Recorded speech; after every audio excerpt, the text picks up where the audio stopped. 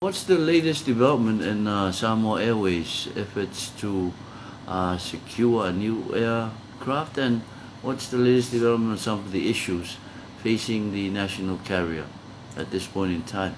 Well, the main issue facing us is our efforts to secure a cheaper lease, lane to lease.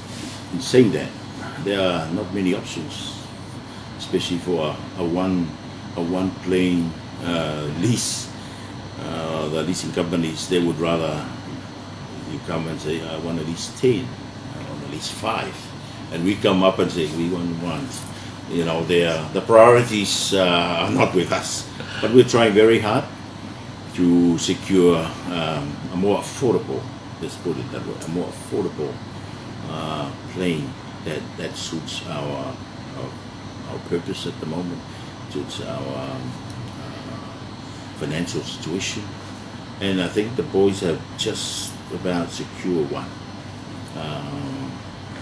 It's a 2-year-old plane, same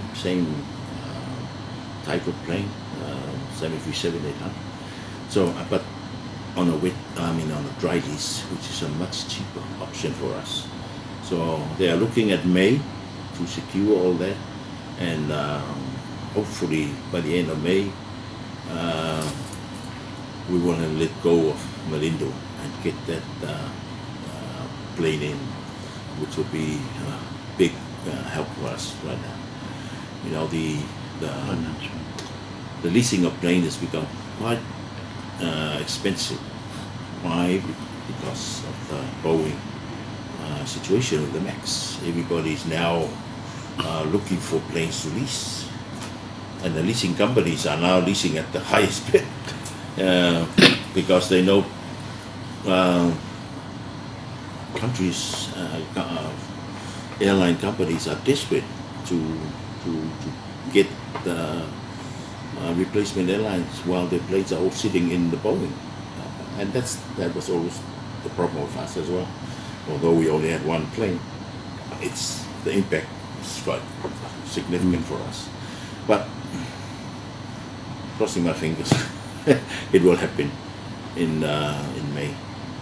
So for the Boeing, because that's still an outstanding issue, any update on when we hope to have that back on air, our Boeing Well, aircraft? it was supposed to have started last year, mid last year or something, and then it just kept being postponed as they find more issues with the plane. I think the system that caused the crash had all been done. That's what the updates.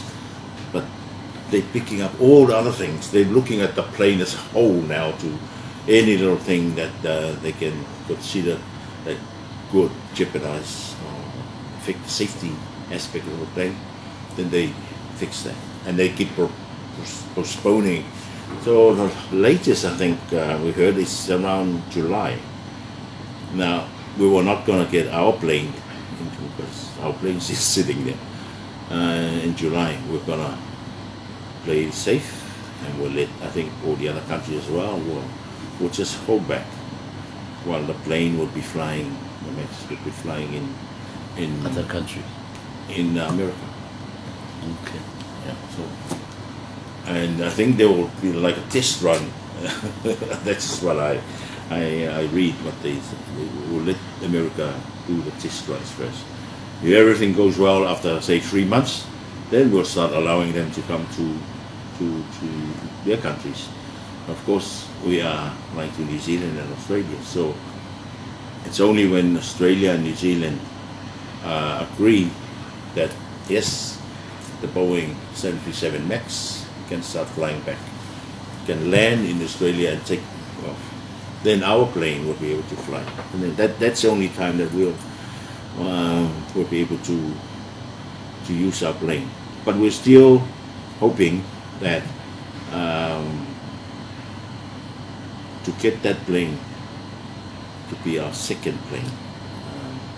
This is before the end of the year.